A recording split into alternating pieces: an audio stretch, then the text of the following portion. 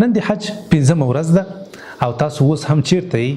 تاسو په مینا کې په خپلو خیمو کې د حج په 5مه ورځ باندې به تاسو کوم کارونه کوئ؟ دا هم ډېر اسانه دي چې کله تاسو د ماسپښین لمونځ وکړو نو له خیره له خپلو خیمو نه راوځئ او حرکت کوئ د شیطانانو په طرف باندې. چې کله اول شیطان ولئ په 7 تیږو باندې له هغه نه وروسته هم مخ په قبله ودرېږئ او دعا کوئ. د دویم شیطان ویستلو نه وروسته بیا هم مخ په قبله ودرېږئ او دعا کوئ. کله چې دریم شیطان وولئ له هغه نه وروسته هغه څوک چې عجله لري او غواړي چې خپل اتاقونو ته لاړ شي او خپل حج ته د پای ټکی کیدي هم کولی شي.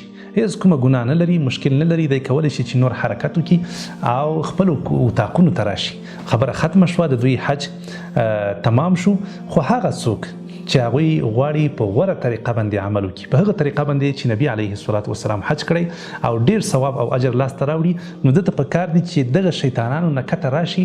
دلته یو مسجد ده، ډیر بابرکته مسجد ده، ډیر یو ښکلی مسجد ده. په دې کې ډیر زیات پیغمبران تیر شوي دي او ډیر یو بهترین انسانان پکې تیر شوي دي. تاریخي پس منظر لري، هغه ته مسجد الخیف وایي. نو هغلته ډیر زیات خلک وي، شاوخوا خیمې هلته فعاله وي، هلته خلک پکې شپې کوي. هغه خیمې چې زموږ د حاجیانو لپاره نیول شوي دي هغه کیدای شي بندې شي، وتړل شي. نو تاسو کوشش وکړئ چې دغلته دا شپه تېره کړئ. صحیح شوه؟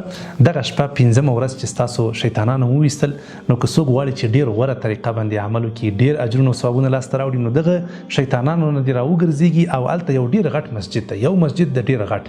نو پوښتنه دې وکړي د مسجد الخیف شاوخوا دې پاتې شي یا په خپله مسجد الخیف کې دې شپه وکړي. دغه شپه هم چې وکړه، سبا ته بیا دغه شیطانان باید په 6مه ورځ باندې د حج هم وولي. دا تر ټولو غوره طریقه ده. که دی په 6مه ورځ باندې دا نور خلک ډیر خلک پاتې کیږي ماشاءالله، نو دی په 6مه ورځ باندې هم دغه 3 واړه شیطانان وولي او بیا اتاق ته راشي، نو دا ډیر غوره ده، ډیر ثواب لري. دا د حج لنډه او اسانه طریقه. په اخره کې تاسو ته یو کار پاتې ده چې هغه ته د رخصتۍ طواف وایي. د رخصتۍ طواف چې کله تاسو ته وویل شو چې سبا ته ځئ، نو ستاسو هغه اخرنی کار، اخرنی دیدار باید د کعبې سره هغه طواف وي. یو طواف کیږي، دغه طواف به تاسو وکئ، وګرځئ، نو له هغه نه وروسته تاسو خدای پاماني اخلئ او راګرځئ. په همدې سره انشاءالله ستاسو حج تمام شو. حج مو الله جل جلاله قبول که او الله جل جلاله دې دا ټول عملونه درته اسانه کړي. والسلام علیکم ورحمة الله.